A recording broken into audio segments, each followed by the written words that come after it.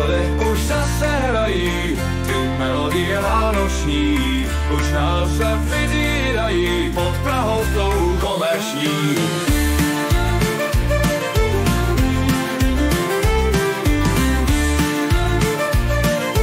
Pod Prahou tou komerční. Nakupujte jako blázni, teď jsou zase Vánoce. Tohle plošné zešílení je tu zase po roce. Slevy, kam se podíváš, a co všude útočí, to šílené utrácení s peněženkou zatočí. V obchodech už zase hrají ty melodie vánoční, už nás zase vydírají pod Prahovkou komerční. Reklama řve do okolí, dárkem lásku ukážeš, hlavně ať je řádně drahý, čím svůj zájem dokážeš.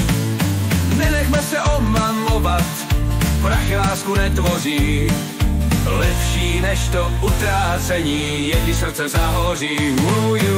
V obchodech už zase hrají ty melodie vánoční, už nás zase vydírají pod Prahovkou komerční.